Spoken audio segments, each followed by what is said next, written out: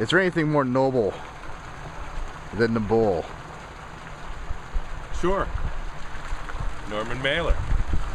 We're here in beautiful, sunny, gunny Sarasota, Florida, discussing Norman Mailer at the annual Norman Mailer Conference. We're here at the beautiful University of South Florida, Manatee campus. Home of the bull. Home of the bull. And of course the press that houses the Mailer Review.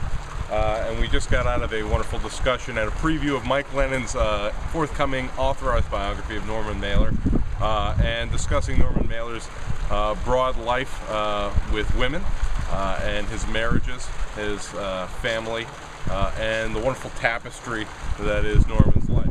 So far, we've had a day and a half of sessions. We're going to go to lunch here in a few minutes. Who's the keynote for the lunch? The keynote for the lunch is John Hemingway. Of course, Hemingway's grandson, with his book, is here as well. And, I think it's interesting to note too that this is the first Mailer conference, the joint conference. Correct. Yes, this is the first joint conference. It features Mailer and Hemingway. Of course, our readings, which will be included, part of our rehearsal session. But our readings are both Mailer and Hemingway compatible. Thoughts on writing, on women, on bullfighting. Bullfighting. There's the bull. And of course on boxing. So we're having this joint conference. Next year we have a joint conference with James Jones and Norman Mailer. So a lot of strong connections between all of these literary lions. Not bulls, but literary lions. Ching. Well, last night we saw Ken Vose's Papa. In its entirety. It was actually the first time that I think anyone in the program has seen it really in its entirety. Usually in the at residency we've seen excerpts of it. It was a nice polished version too, a 4-camera stage production, complete with audience laughter, nothing canned of course, and really pulled us in. It was a nice thing to see start to finish. A great one-man, well, two-person show, but primarily it was Jordan playing Ernest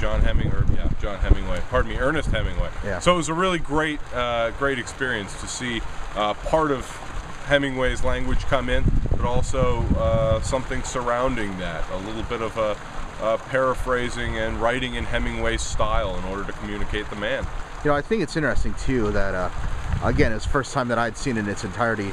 Hearing some of the lines that were used that are Hemingway's, I think, but I think correct. Yeah, there are some crossover lines, things that we've pulling out of things like the Paris Review. Right. There's of course his speech when he won the Pulitzer Prize, which is the speech in its entirety. You know, even though it's a brief speech. Yeah. You know, I believe Ken Vose said that legally they could have only 14% of Hemingway's lines, and he had to write all around that and kind of capture him by way of language, of course. You know, as a writer and as what might be even a public figure. So it's interesting to see that crossover, and we're going to try and do the same thing with Mailer. Yeah, we have two interviews, right, that we're going to be beyond, plus things from Prisoner of Sex. Right. Both interviews come from the Paris Review. We've got excerpts from Prisoner of Sex. We have excerpts from things on boxing and existential errands. And of course bullfighting. So there are boxing, boxing, and bullfighting, both from existential errands and some other wonderful pieces. So mano a mano's in there as well. Plenty of writing from both authors that we think hopefully we can capture both the men as well as Ken did in his play. Cool. That was pretty good. Not bad for off the cuff. Yeah.